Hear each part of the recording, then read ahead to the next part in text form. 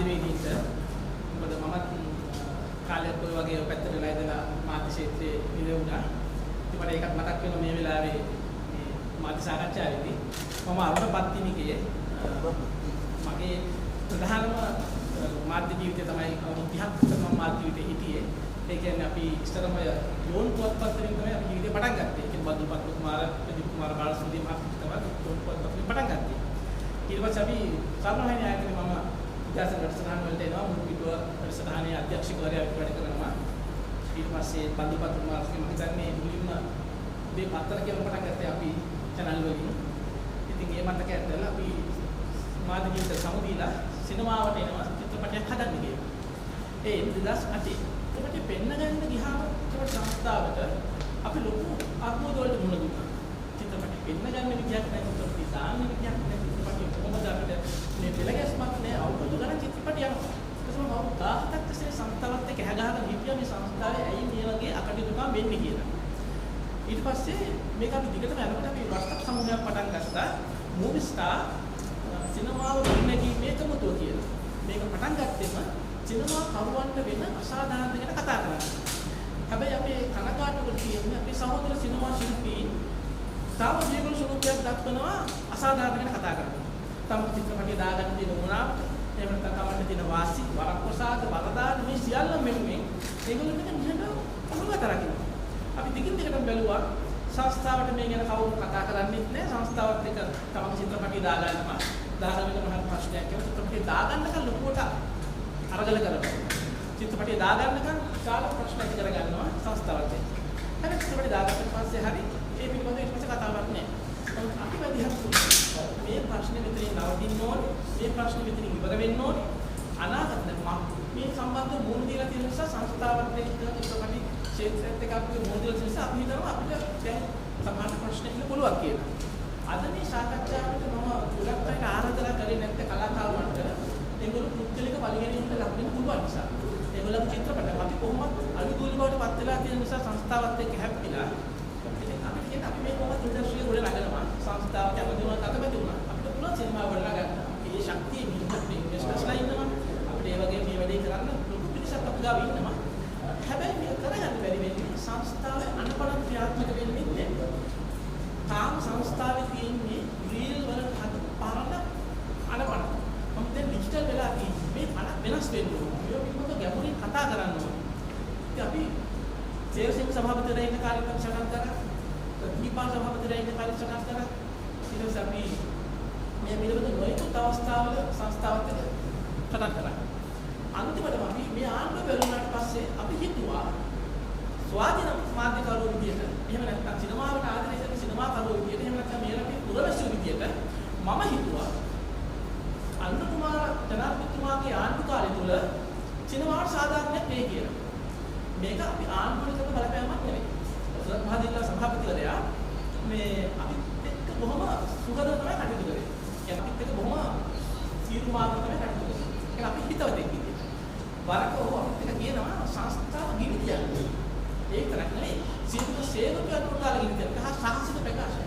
ඒකට අපි සතුටු වුණා මේ වගේ සිනමාවලින් කතා කරන සභාපතිවරයෙක් නම් සිනමාකරුවෙක් චිත්‍රපටි හදන මිනිහෙක් සභාපතිවරුණා මේ සංස්ථාවේ හැදෙනවා කියන්නේ. සත් මහජන මහත්මයා කතා කරලා කිව්වා සමගින්ම දැන් ඔබතුමාගේ උර මත සම්පූර්ණ බලතල තියෙනවා සිනමා වලට. අපි කැප වෙලා ඉන්නවා. අපිට ඒ සඳහා උදව් කරන්න පුළුවන් කියලා. මට කිව්වා අරුණේ මට මාස 6ක් දීපන් මම මේක කරදාන්න. අනිත් එක මේ මට පස්සේ කිසිම සභාපතිවරයෙකුට මේ ප්‍රශ්නේ එන්න තියන්නේ නැහැ. මම චිත්‍රපටි පොල්ම නැති කරනවා. මම චිත්‍රපටි වලට කරන්න කියන මේ ඊළඟ අලුත් නීති ටික යාවතත් කාලෙට කරනවා. මේ නීති අලුතෙන් ගේන නීති හදනවා. ඒක බලාපොරොත්තු වෙලා පිළිහෙන විදිය. දැන් 17ක් 18ක් තිස්සේ තුත්තේ ඉතින් අපිට තව වන්න මාස 6ක් අවුරුද්දක් ඉන්න පුළුවන්. අපි එහෙම වෙන්න අපි මාස 7ක් විතර සභාපතිවරයාට කිව්වා. සභාපතිවරයා කිව්වා මාස 7ක් ඉන්නවා 6ක් ඉන්න වෙන්න. ඇයි මේ පිටුමක ගන්න කියලා. ප්‍රධාන මාතෘකාවනේ මම පශ්චාත් පරලෝකයට කැමති නෑ මම පෝස්ට් මෝටම් කරන්න කැමති නෑ ඒ නිසා මේ මට ඔය ඉන්න ජූස් දෙන්දාලියන්ට මට දඩුවම් දෙන්න අවශ්‍ය නෑ මම මෙතන සංස්ථාව ගෙනියන්න උත්සාහ කරන්නේ මම තර්ක කරා දූෂිතයෝ ඉන්නකොට කොහොමද සංස්ථාවක් ගොඩ දාන්නේ දැන් දූෂිතයෝගෙන් පිරිච්ච සංස්ථාවක් ඇතුලේ කිසිම කෙනෙකුට අලුතෙන් කෙනෙකුට එන්නත් බෑ එතනින් හැටකට පාත්‍ර දෙන්නත් බෑ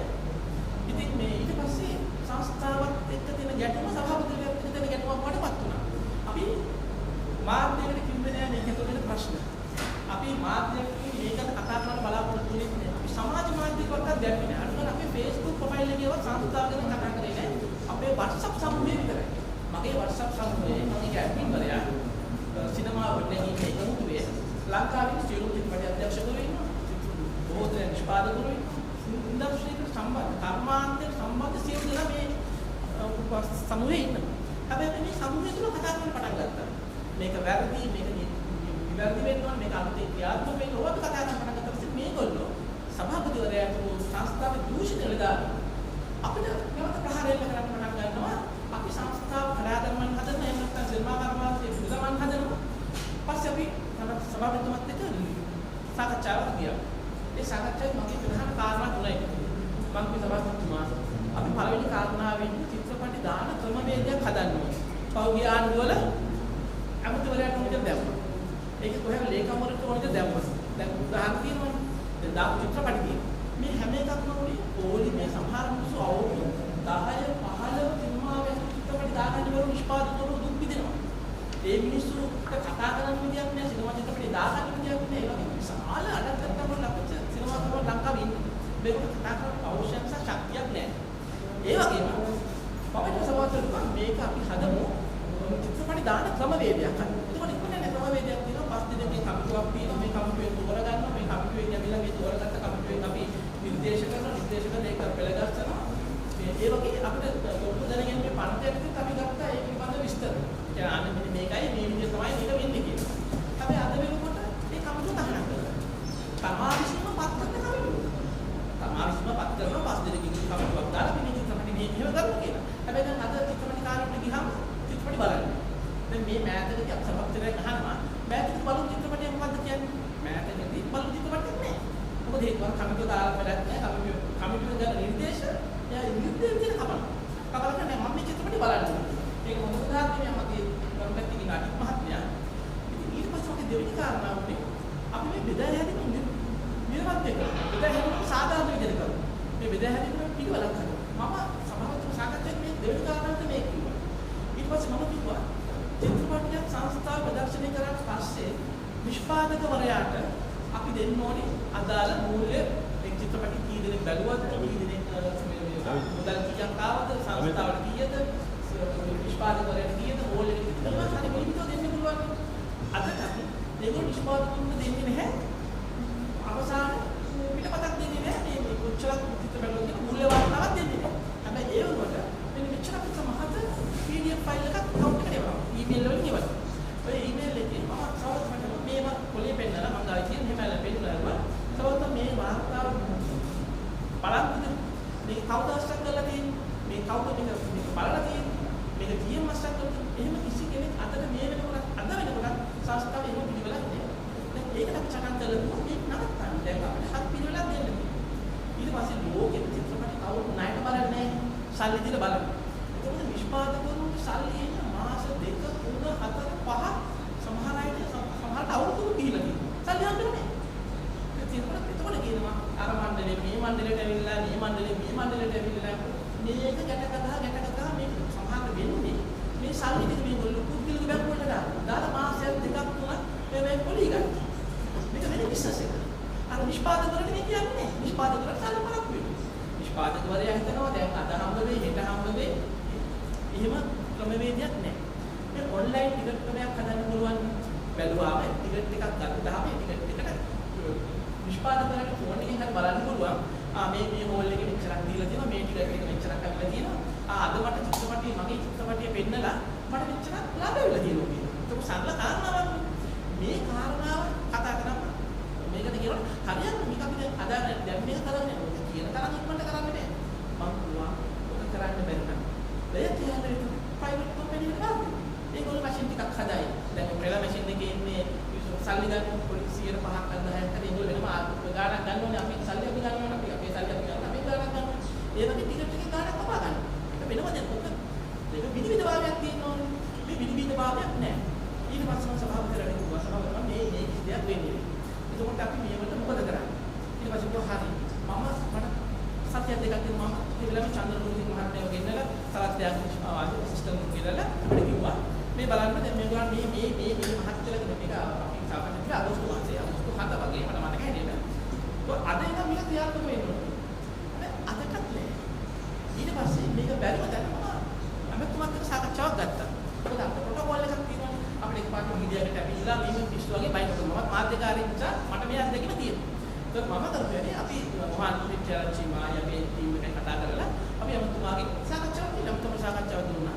මේ සාකච්ඡාවෙන් තමයි අමතුමා මේ ප්‍රශ්න ටික විමසිනවා. මේවා එතනින් සභාපතිවරයාගේ හවසට සාකච්ඡාවෙන් මම ඒක අමතුමාට කියන්න. හවසට මම කියන්න හෙට මම කියන්න. මේක මේකයි වෙන්නේ මේක මේගොල්ලන්ට තේරෙන්නේ නැහැ. මේගොල්ලෝ මේක ඇතුලේ දන්නේ නැහැ. මේගොල්ලෝ සිනමාව ගැන දන්නේ නැහැ. මොකද වගේ එකක් අර අමතුමාගේ වෙලාව කතාව කියන එක තමයි සභාපතිවරයාගේ එකම අරමුණ. ඊට පස්සේ මේකත් බැරිම තැන තමයි අපිට වෙන මොකද යන්නේ කියන්නේ. අපි ප්‍රොටෝකෝල් එක තවමත් මතක සාකච්ඡා කරා. ටිකවලක් තියෙන්නේ. දැන් මිලියන 40ක් කැවිලා තියෙනවා. සල්සම් චිත්‍රාගාරේ ගොඩනගන්න. හැබැයි මේ දෙසැම්බර් 31 වෙනිකට ආපහු එක මහා භාණ්ඩාගාරයට යන්න ඕනේ. මගේ හිතේ හැටියට. මේකේ ප්‍රයෝජනයක් නැහැ. මේකේ බිල්ඩින් එකක් හදන්න. මේක එවලා තියෙන්නේ. පහසුකම් සපයන. සල්සම් චිත්‍රාගාරේ පහසුකම් සපයන්නේ. ඇයි මේ පහසුකම් සපයන්නේ කියන්නේ බිල්ඩින් එකක් හදන්න යන්නේ. ඒක බිල්ඩින් එකක් හදන්න හිස් බිල්ඩින් එකක් තියන්නද? අර චිත්‍රපටි නිෂ්පාදකවරුන්ට මේ සංස්කෘතිකාගාරේ පහසුකම් ටික අරගෙන තව ටිකක් ඒක වැඩි කරලා ඒක තමයි ශාරීරික වෙලා තියෙන්නේ. ඉතින් මම මේ ගැන කතා කරනවා මට කියනවා මේ මම සංස්ථාවට බල ප්‍රහාර එල්ල කරනවා සංස්ථාවත් එක්ක ගැටුම් ඇති කරනවා සමහරවිට ගැටුමක් නෙවෙයි. දැන් අපි ඔබතුමා ගාවට ඇවිල්ලා අපි අමතුමා ගාවට ගිහින් තියෙනවා. අමතුමා ගාවට ගියා මේක අමතුමා ප්‍රශ්නයක් කියලා මම නම් හිතන්නේ නැහැ. මේ අමතුමා සමහර විට නොමග යවම වෙන්න පුළුවන් මම හිතන්නේ පාලන අධිකාරියෝ හෝ සභාපතිවරයාව කවුරුහරි කෙනෙක්ව නොමග යවම. අපි දන්නේ හොඳ දක්ෂ නිසා කතා කරන්න පුළුවන් මොනම කාරණාවක් තේරුම් ගන්න පුළුවන් එකතු වෙලා ඒක සිනමාවට ආදරය කරනවා කියන මම හිතනවා. මම හිතනවා ඒ තමයි වැඩේ කරයි කියලා. ඉතින් දැන් අලුතෙන් සභාවේ ටීම් කෙනෙක් සාමාන්‍ය අධිකාරිවරයෙක් පත් කරලා තිනවා. මේ මේ අපි කරන සාකච්ඡාව ඒකට අදාළ වෙන්නේ නැහැ. මොකද එතුමා පත් වුණේ දැන් ගෙතුන්ෙන් දන්නේ. ඒකට එතුමා මේක දන්නේ. එතුමාට අද උදේ මම එතුමාත් එක්ක මේ අජිත් මහත්තයත් එක්ක සාකච්ඡාවක් කරලා තමයි මෙතන ආවේ. ඉතින් තොත්තු දැනගෙන පාරදන්නේ මේගොල්ලන්ට තොත්තු වෙන්නේ නැහැ. එතකොට මම උදාහරණයක් දෙන්න මම හරියට වැදගත් දෙයක්. දැන් නීතිඥ වස්සලා වික්‍රමාරච්චි මහත්මිය ඉන්නවා සංස්ථාවේ නීති උපදේශිකාව විදියට. මම එතුමියගේ තොරතුරු ඉල්ලලා එතුමියගේ තොරතුරු ඉල්ලලා මම එවනවා සංස්ථාව ලියුමක්. එතකොට සංස්ථාව මට නැවත ලියුමක් දෙනවා මම මේක තොරතුරු දෙන්න කියලා.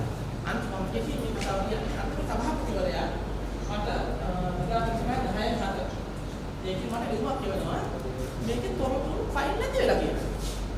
දැන් ඉමාන කාරණාව කියන්නේ මට පැහැදිලි සේවකයෙකු ඉන්න දැන් සේවකයෙක් මේ රටේ ආයතනයේ ඉන්නකොට මේ සභාපතිවරයා එවනවා මේ කපු 8ක් මං ඉල්ලලා තියෙනවා මේක මම ආත්‍ය දාන්න මේක තනි කරම තොරතුරු වසන් කෙරේ මේ රාජ්‍ය කොමිෂන් මේ තොරතුරු දැනගැනීමේ පන්තියකට ඒ සභාපතිවරයෙකුට මෙහෙම හිතුමතේ ඉල්ලලා තියෙනවා අස්තන්තර නම් කරන නිලධාරිය කියනවා.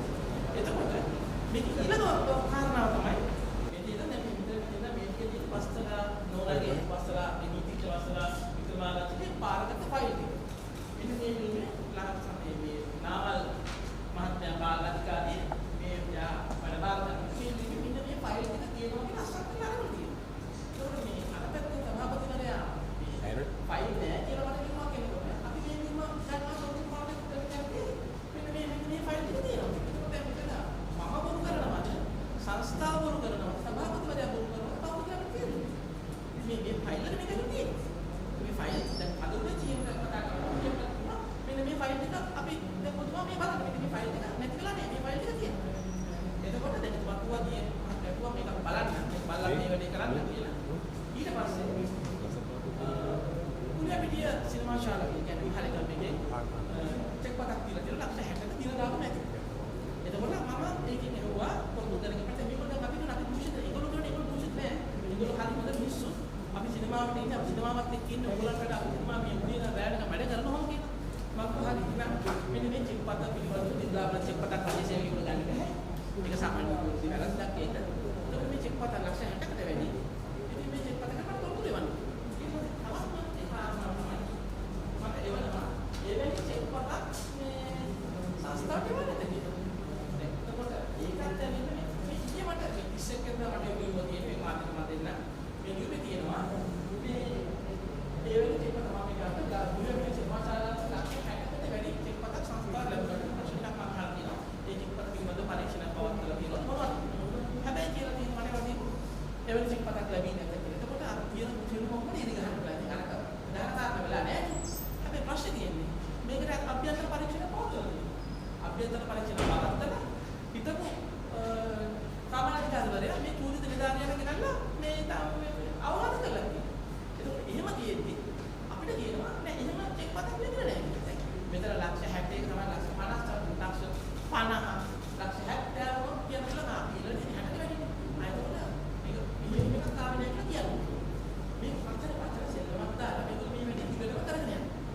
ඉතින් මම මේගොල්ලෝ හැම නිලධාරියෙක් ගත්තොත් මේ හැම නිලධාරියෙක්ම ෆයිල් වල මූලික පරීක්ෂණ තියෙනවා, විධිමත් පරීක්ෂණ තියෙනවා, ආණ්ඩුවේ මේ සංස්ථාවේ සේවය තහනම් කරලා තියෙනවා. මේ මොකද හේතුව?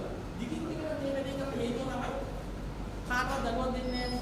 කාටවත් දනුවම් දුන්නේ නැතුනහම සේවකයෝ වැඩ කරන්න මේ හොරකම් කරන්න බයයි. දරා වැඩ කරන්න එහෙම නැත්නම් දූෂණ ගච්ඡා කරන්න බයයි. හේතුව මොකද?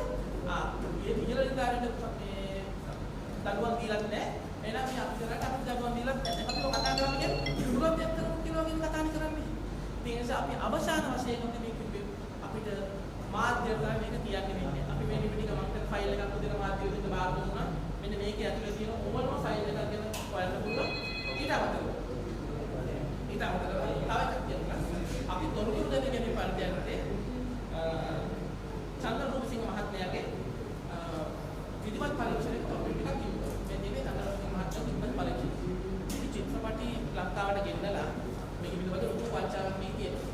චිත්‍රපටි 6ක් ගෙන්නලා අපේ මහත්මයාගේ මට අහුණා මේක ස්ටඩි කරපු එක්කනේ.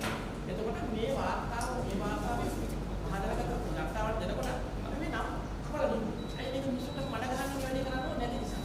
එහෙම දෙයක් වෙනවා. තොරතුරු දැනගැනීමට අපි ඉල්ලුවාම උදාහරණයක් අපිට එවනවා මේ වීඩියෝ වහන්න. මේ ලැබ් වීඩියෝ. හැබැයි ඒ වීඩියෝ අපි ආයෙ වෙනතකට ගන්නවා. වෙන වීඩියෝ අපි ගන්නවා. මේ තොරතුරු තියෙනවා.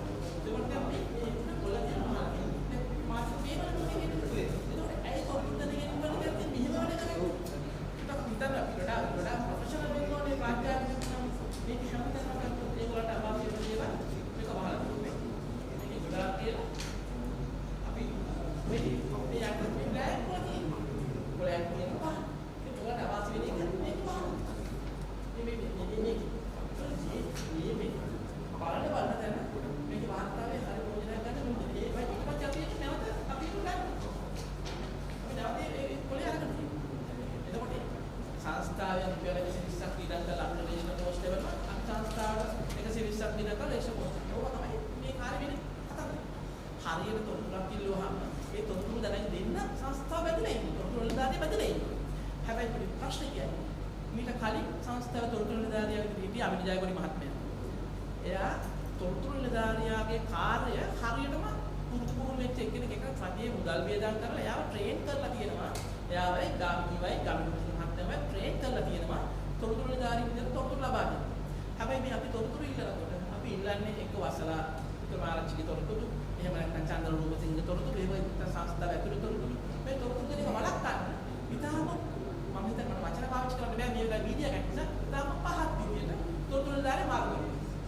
මේ අපි නියුලන්ස තොරතුරුලා මාර්ග මේ මාර්ග කරලා ලැබස චූදිතේ දැන් අපි වැරදි කියලා කියන මිනිස්සෙක් එයාව දාන තොරතුරු දාන්නේ වස්තලා වික්‍රමාරච්චියි රාමල් දිලමනෝයි නැවත දාන මේ තොරතුරු දාගෙන ඉඳලා ඒකට අපි තොරතුරු ඉල්ලුවා අර වගේ එහෙම ඒවා නැහැ මේක අපි මේක ආපහු දානවා මේ තොරතුරු ගැනීමේ කාර්යය මේ කොෂන් සභාවට දාලා මේක නැවතත් කලින් දාපෙකට විමර්ශනයක් තියෙනවා මේකට අපි විමර්ශනය කරනවා ඉතින් තවත් මේවගේ තොරතුරු මේ අපි මූලික දෙයක් දාලා අපි කියන්නේ මූලික අපි ෆයිල් දෙකක් තුනක් අපි ෆයිල් සුවතරක් අපි ගාව තියෙනවා අපි ගත්තේ අපි කියනවා සේවකයොත් එක්ක ප්‍රශ්නයක් නැහැ සේවකයොත් මේ තරහක් නෙවෙයි කරන්නේ අපිට කිසි කෙනෙක්ගේ රස්සාවට කරන්න අවශ්‍ය නැහැ මම හැමදාම කියන්නේ කාව රස්සාවට කරනවා නම් අපිට මේ චෝදනා දාලා අපි කියනවා මේ මෙයාව කියන රස්සාවට කරන්නේ මේ වැඩේ දැන් අවුරුදු 13ක් එකම නිලයේ වැඩ බලන මිනිස්සු ඉන්නවාද කියන්නේ කොහෙද අවුරුදු 13ක් බෑ මුළු සංස්ථාව ඇතුළේ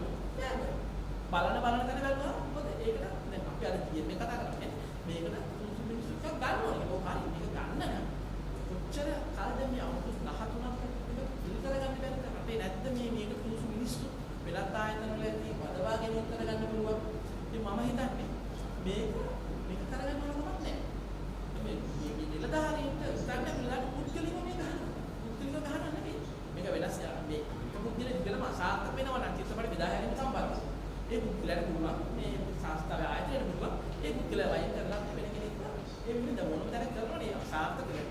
හැමදාම සංස්ථාව වයින් රිද්ම ආයතනයේ සංස්ථා චිත්‍රපටි විදායනීමව චිත්‍රපටි දුවන්නේ චිත්‍රපටි අලුත් චිත්‍රපටි ගන්නෑ හෝල් හදන්නේ හෝල් බලන්නේ ඔය දේ. දැන් තවත් පරිදි සංස්ථාවට කිසි හෝල් එකක් නැහැ. සංස්ථාවට කිසි හෝල් එකක් නැහැ කියලා කියනවා. සංස්ථාවට හෝල් තියෙන්නේ සංස්ථාව තියෙන්නේ මේක පාලනය කරන්න. ඒකට හැම චිත්‍රපටි හෝල් එකක්ම සංස්ථාව යටතේ තියෙන්නේ. සංස්ථාව තමයි මේ බලධාරියක් විදිහට වැඩ කරන්නේ. චිත්‍රපටි හෝල් එකක් රෙජිස්ටර් කරනවා චිත්‍රපටි හෝල් එකක් පටන් ගන්නවා සංස්ථාව රෙජිස්ටර් වෙනවා සංස්ථාව දියාපදිංචි වෙනවා. ඒ අනුව තමයි චිත්‍රපටි හෝල් එක පටන් ගන්න අවසර දෙන්නේ. එහෙම තියෙද්දි කියනවා අපිට හෝල් නැහැ කියලා. දැන් ගහන්න ගත්තොත් ලංකාවේ බස් දාන මේ පළාත් සභාව වලට බස් දුවනවනේ. එතකොට මේ පළාත් සභාව වලට බස් දාගන්න බස් නැහැනේ. කවුරුද සල්ලි තියෙන මිනිස්සු ඒ මිනිස්සු ව්‍යාපාරයක් කරන බස් එකක් දාන්න. හැබැයි ඒ මිනිස්සු බස් එක දැම්මා කියලා ඕන වෙලාවට දුවන්න බෑනේ. ඕන දේවල් කරන්න බෑනේ. අද මම දුවන්නේ නැහැ, හෙට දුවන්නේ නැහැ, මට ඕන නම් මම දුවන්නේ. එහෙම කියන්න බෑනේ. ඒකේ රූල් එකක් තියෙනවා, නීතියක් තියෙනවා. එතකොට දවල්ට සමහරට සල්ලි තියෙන වෙලාවට තව දවල්ට 12ට එකට විතර සල්ලි නැති වෙන්නත් පුළුවන් බස් එක දුවන්න. ඒ දුවන්න වෙනවා. මේ නීතියකට යටත් වෙලා තියෙනවා. ඉතින් ඒ නිසා මම කියන්න කැමතියි මේ වගේ අනන්ත දූෂණ මේක ඇතුලේ තියෙනවා. සිනමාව කඩා වැටෙන ප්‍රධාන හේතුව ජාතික චිත්‍රපට සංස්ථා ප්‍රතිපත්තියක් නැතුව වැඩ කරන්නේ. ජාතික චිත්‍රපට සංස්ථාවට එන හැම සභාපතිවරයෙක්ම මෙන්න මේ දූෂිතයන්ගේ ඔඩොක්කුවට වැටෙනවා. මුලදී අපිට කියන්නේ මේක හදන්න ඕනේ, මේක කරන්න ඕනේ, මේක මෙහෙමයි කියලා කියන මිනිස්සු සතියක් දෙකක් මාසයක් යනකොට අර මිනිස්සුගේ සරණට ගිහිල්ලා අර මිනිස්සුත් එක්ක මේ එකතු වෙලා දූෂණය තියෙනවා කියලා අපි කියනකොට ඊට හරි අපි වැරදි නම් අපිට කියන්න පුළුවන් දූෂණ මෙතන නෑ මොකද්ද වෙලා තියෙන්නේ අපි ඔයගෙනලා කතා කරලා ඒ දූෂණ හරි මම විද්වත් පරීක්ෂණ පවත්වනවා කියලා ඒ නිලධාරීන්ට අපි කියන මේ දූෂණ චෝදනා තියෙන අයට පරීක්ෂණයක් පවත්වන්න පුළුවන්. හැබැයි මේ විද්වත් පරීක්ෂණ පවත්වපු අය ඉන්නවා. කලින් සභාපතිවරු මේ විද්වත් පරීක්ෂණ පවත්වපු අය ඉන්නවා. කලින් සභාපතිවරු සමාව දීලා නැවත එම සේවයම පිළිගන්න. සාමාන්‍ය පුද්ගලයෙක් වරද්දක් කරාම ආයතනයක එම සේවයේ එම ආයතනයේ එම තත්ත්වවල දෙන්නේ නැහැ. එයා එක්ක වෙන ආයතනයකට හරි වෙන අංශවලට මාරු කරනවා. ඉතින් නම් මේක එහෙම දෙයක් වෙන්නේ නැහැ.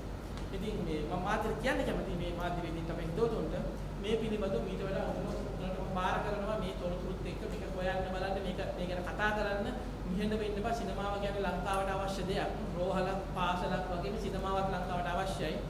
ඉතින් මේ අපි ඒ වෙනුවෙන් දෙයක් කරන්න උත්සාහ කරනවා. අපිට පුළුවන් මේගොල්ලන්ට කියන සභා සංස්ථාවට පුළුවන් නම් එකතු වෙන්න අලුත් දෙයක් කරන්න. අපිට ඉන්වෙස්ටර්ස්ලා හොයලා දෙන්න පුළුවන්. අපිට ඒ ස්වේච්ඡාවෙන් කරන ටීම් එකක් අපි ගාව ඉන්නවා. හැබැයි වෙලා තියෙනවා කරගන්න බැරි වෙන්නේ දූෂිතයොත් එක්ක ඉන්නවනම් මේ දූෂිතයොත් එක්ක මේක හදාගන්න බැරි නම් අපි මේ විදිහට කතා කරන්නේ කාටද කුමටද අපි ජනාධිපතිවරයාට මේ වෙලාවේ කියනවා ඔබතුමා මේ මාධ්‍ය සාකච්ඡාව දකින්නවනම් කරුණාකර චිත්‍රපට සංස්ථාවට හැදාන්න චිත්‍රපට සංස්ථාවට අතපොවන්න මේ දේශපාලනයේ ගත්ත ඒ තීරණ කොරු අල්ලනවා දූෂිතව නැති කරනවා මිනිසුන්ට මේ ජීවත් වෙන්න පුළුවන් රටක් හදනවා කියලා මාධ්‍යයේ ජනාධිපතිවරයාගේ ප්‍රකාශය තියෙනවනේ ඒ නිසා අනිත් ආයතන වගේ සිනමාව ගැන පොඩක් හොයලා බලන්න සිනමාව ගැන ඊට වඩා වගකීමෙන් යුතුව කටයුතු කරන්න කියලා අපි ඊටට හොඳ සභාපතිවරයෙක් යොමු කරනවා මම ඒත් කැමති දැන් අර්ථයෙන් ආපු සාමාන්‍ය අධිකාරිවරයා මම හිතනවා ගොඩක් මධ්‍යස්ථ පුද්ගලයෙක් වෙයි. එයා මේක ගොඩක් විසඳන්න උත්සාහ කරා කියලා මට හිතෙනවා. ඉතින් එකක් අපි ඉතින් යාට කාලෙ දෙන්න ඕනේ. දැන් ඇවිල්ලා දවස් 2යි 3යි ඉතින් අපි යාට කාලෙ දෙනවා. ඇත්තට මේක යම් මොනහරි ප්‍රකාශයක් කරන්න මොනහරි විසඳුමක් ගන්න කියලා. ඉතින් ජනාධිපතිවරයා මේ නැවත මතක් කරන්නේ අනිත් ආයතන වගේම සිනමාව ගැන ඔබතුමාගේ අවධානය කාර්මික අවධානය යොමු කරන්න නැත්තම් මේක වෙන්නේ සිනමාව සුදු අලියෙක් කියලා හැමදාම සංස්ථාවට සුදු චෝදනා කරනවා හැමදාම කියන සිනමාව සුදු අලියෙක් සංස්ථාව සුදු අලියෙක් සමාජ සිනමාවේ සංස්ථාව සුදු අලියෙක් සංස්ථාව කිසි වැඩක් කරන්නේ ඒ නිසා අලුත් නිලධාරීන් ටිකක් පත් කරන්න මේකට ඒ වගේම මේක විධිමත් අර පොරුන්ට වැඩ කරන්න බැරි වෙන්න නීති ආරම්භ වල ටිකක් මේකට කරන්න මේක සිනමාව වල දාන්න පුළුවන් මොකද මේ සිනමාව දැන් මේ අවුරුද්ද වෙනකොට චිත්‍රපටි 7ක් ආදායම් වාර්තා කරලා තියෙනවා හොඳම මේ චිත්‍රපට ටිකක් ඇවිල්ලා තියෙනවා මේ අවුරුද්දකට මිනිස්සු බලපු චිත්‍රපටි තියෙනවා. ඉතින් ඒ නිසා මේක ගොඩ ගන්න බැරි කමක් නැහැ. ගොඩ ගන්න බැරි වෙලා තියෙන්නේ සංස්ථාව හරි මාර්ගයකට ගන්න පුළුවන් මිනිස්සුෙක් සංස්ථාවට නැති නිසා.